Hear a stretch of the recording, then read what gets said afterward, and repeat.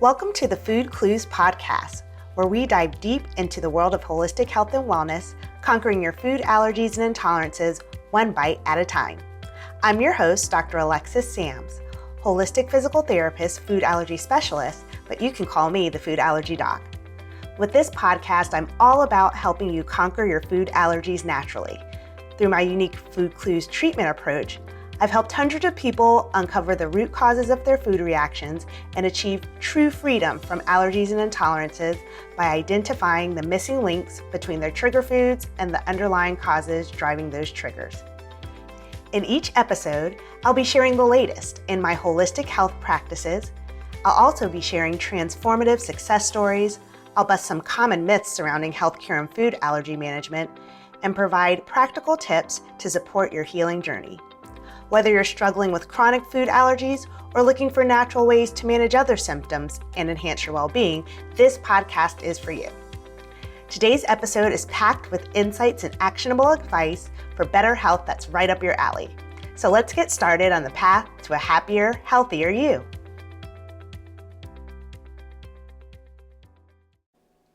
Hey everybody, welcome to the pod today. So I'll be talking about some aspects of how food allergies change over time today. And I was inspired to talk about this topic because in a recent meet and greet, so on Wednesdays, I hold a virtual meet and greet session where people can log on, ask me questions. They're burning questions, like about their food allergies, intolerances, the brick walls they've kind of come up against, and they can learn a little bit more about what I do and how I help my clients conquer their food reactions. So I just had one a couple of days ago, and one of the attendees was just kind of casually talking about outgrowing her food allergies and the concept of outgrowing allergies. And she talked about hearing how other people had outgrown theirs, by the time they become adults, or how people's kids had outgrown them.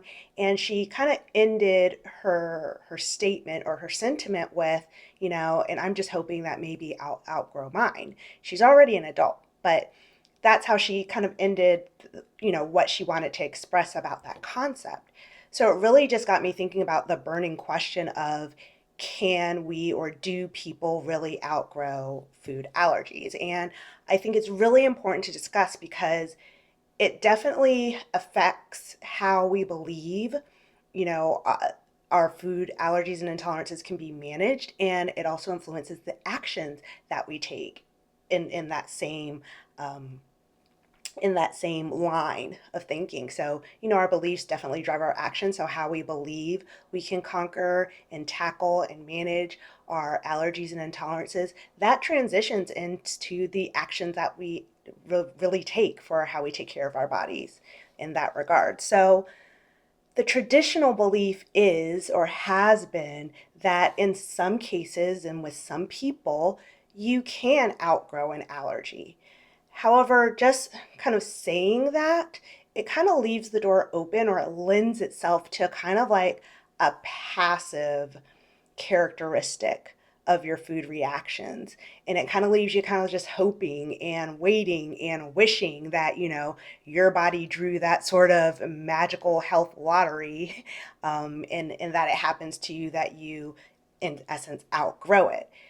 The flip side of that is that if it doesn't happen in that respect for you, you end up maybe feeling kind of like helpless or hopeless, or feeling like there's something, more wrong with you. You're broken, all those things that never really put us in the right frame of mind to feel the best about ourselves and live our best life.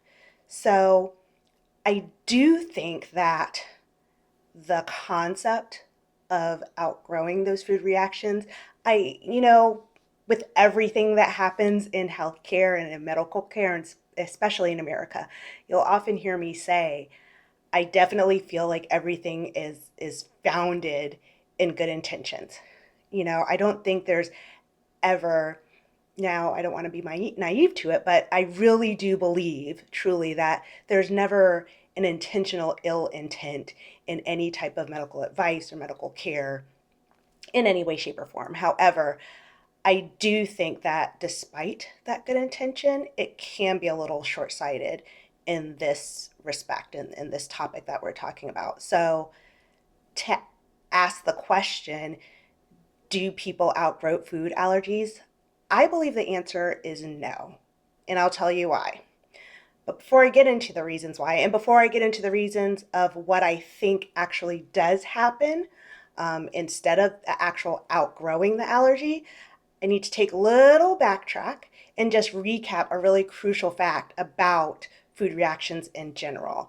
And it's that your food allergies, intolerances, sensitivities, however they've been presented to you or diagnosed for you, regardless of the term, the bottom line is they actually are all symptoms. Now I know sometimes when you're at your allergist office, you're talking to a healthcare provider, that it can come across that that reaction is the actual problem. That reaction is the diagnosis. But in actuality, it really is a symptom. And the easiest way to explain that it's a symptom is because our body, the human body, so anybody's body, no matter what you've been through, no matter who you are, no matter where you come from, the human body's number one intention is always to stay safe, happy, as healthy as possible, alive. That is the human body's number one goal.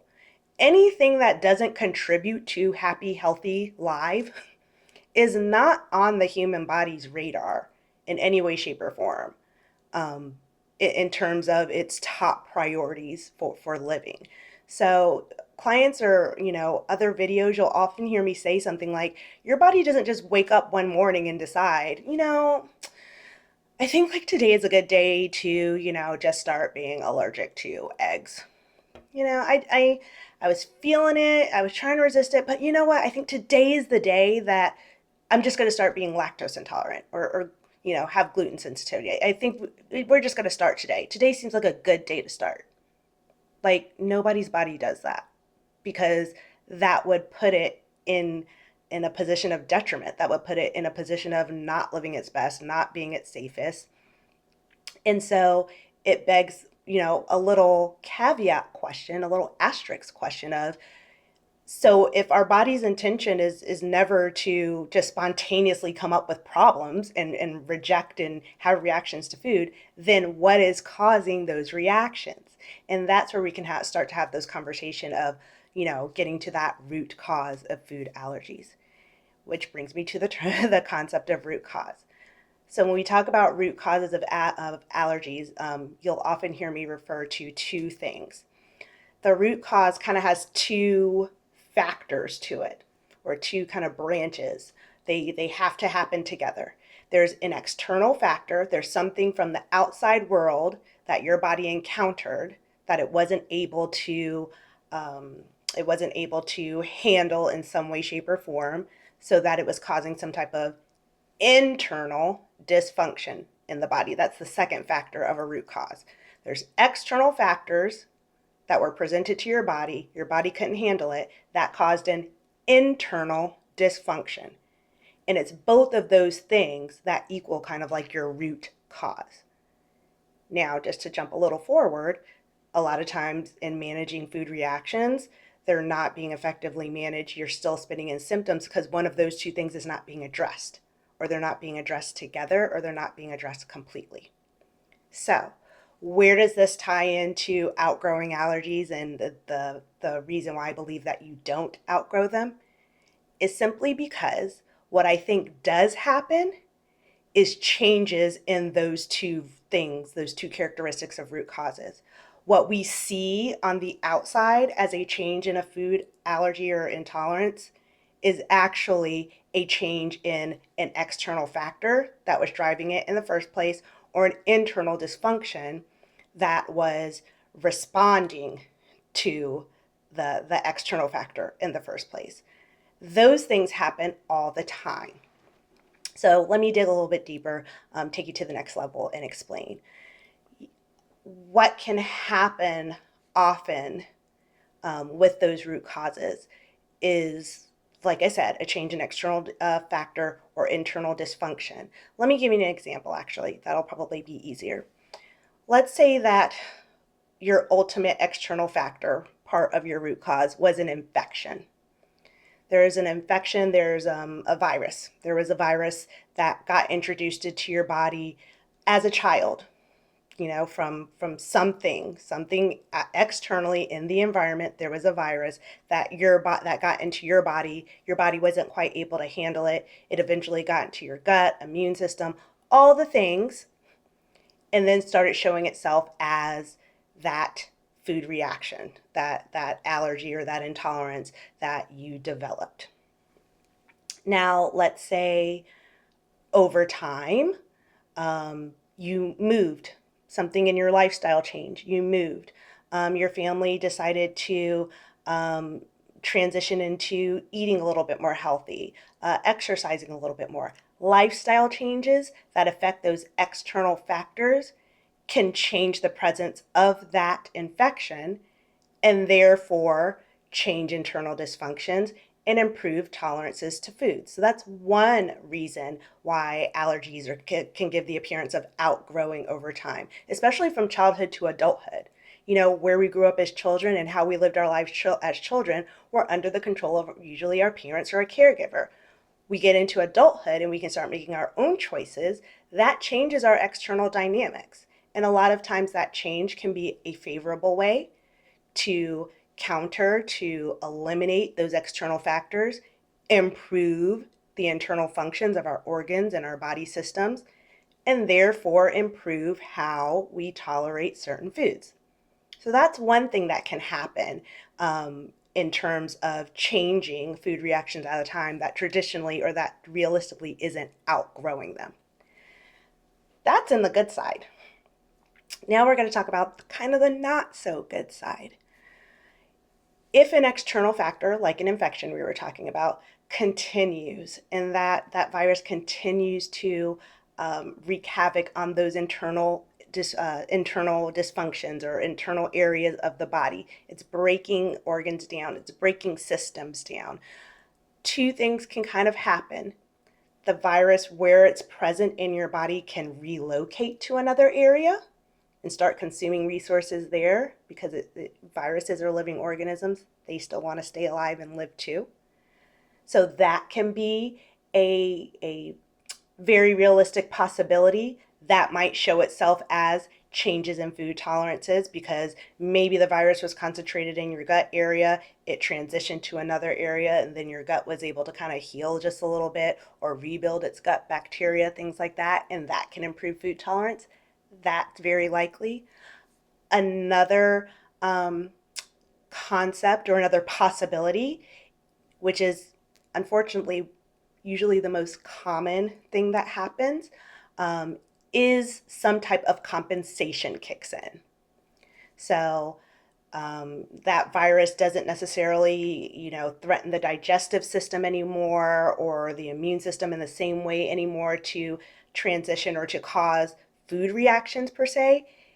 Your body kicks in some type of compensation mechanism to keep those systems, to keep your digestion as good as possible. And when the virus picks up on that, again, it can relocate or it can start affecting your body in other ways. So there are lots of clients who I hear stories of who they had allergies when they were younger and then they stopped when they were teens. But then when they started, especially for my female clients, when they started developing and getting into their menstrual cycle, they were the ones that had the super heavy bleeding. They were the ones who developed endometriosis. Those were the ones who had the intense menstrual cramps and they had to miss days from school or in their early 20s, days from work because symptoms were so intense. So compensation to save one system and one type of function being driven by an external factor, but then that external factor, because we're still not addressing it, starts to affect another part of the body. So again, food reactions and food allergies might not be outgrown, but because they're symptoms, you may see a shift in them because some other type of dysfunction is now kicked in. If you do some research, you can find tons of research on the correlation between food allergies and chronic diseases, especially over time. And I believe it's because of what we're talking about right now. In the beginning, whatever that external factor is, it's affecting more the immune response, digestive system, and that's how we have food reactions. Later on, as we grow and develop, we still aren't necessarily addressing that root cause. So then the body starts to affect, or I'm sorry, that external, that root cause, that external factor starts to affect the body in other ways. So again, outgrowing, not so much. Transitioning, relocating, um, showing up in another way through compensation, I think are very, very likely. And in fact, I want to say even a little bit more boldly, that is what actually happens. One, it's supported in evidence, and two, I see it all the time in my clients. Now, that brings us to kind of like the silver lining.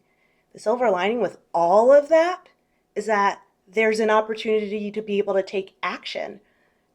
Just that theory of sitting and hoping and wishing and waiting for me to outgrow a food reaction now pivots into, okay, well, if I haven't either done due diligence to find my root cause or really conquered all the aspects of my root causes, the external factors and the internal dysfunctions, we now have a really strong opportunity to address some things that maybe have been overlooked and really get some lasting relief for some food reactions.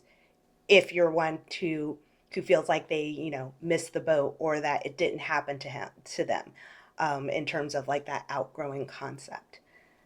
So that's what I wanted to share with you guys today. There's a slightly different perspective on how food allergies and intolerances and their symptoms can change over time, and not necessarily meaning that just because you don't see the symptoms anymore in the same way doesn't mean that the problem driving them is gone. It's usually gone somewhere else in your body, or it's changed in some way and it's affecting your body in another way. So there's some food for thought, no pun intended, totally. But this is the essence of what Food Clues is. The work that I do with my clients is to look at the nutritional characteristics of the foods that you react to and really dig around and figure out what are those external causes, identify all of them, what are those internal dysfunctions going on in your body that's causing the reactions, identify all of those, and really work with your body using more natural solutions, so we're not using medications or prescriptions, for a total healing from the inside out that yields improved tolerance to those trigger foods. So you don't have to worry so much when you're going out and living your life if you're going to have an unexpected food reaction. Gives you the ability to enjoy more of the people, the places, and some of the foods that you want a little bit more freely, with less anxiety and less worry. So I hope this resonated with you. If you did and you're interested in learning more about food clues or any of the work that I do, head over to my free quiz, www.myfoodclues.com/quiz. Get your first food clue free. Learn a little bit more about how I'm helping clients conquer their food reactions and how you can really just take the reins back in your own health journey. All right, guys. Catch you next time on the next pod. Thanks for joining me on this episode of the Food Clues podcast. I hope you found today's talk insightful and inspiring as you navigate your journey towards better health and wellness. Ready to take the first step in conquering your food allergies? Visit www.myfoodclues.com/quiz and take the Food Clues quiz today. In less than 5 minutes, you'll get your first food clue to identify the likely causes of your food reactions. This will be your first opportunity to uncover the hidden factors impacting your health and start your journey towards food freedom. Stay connected by following the Food Allergy Doc on Instagram. Enjoy the Food Allergy Freedom Collective on Facebook, where you'll find a supportive community and valuable resources to help you on your path to wellness. And don't forget to subscribe to the Food Clues podcast so you never miss out on an episode. If you enjoyed today's episode, please leave a review and share it with someone you know. Thanks for listening, and remember, your food clues are the key to conquering your food allergies. Take the quiz, join our community, and let's achieve food freedom together.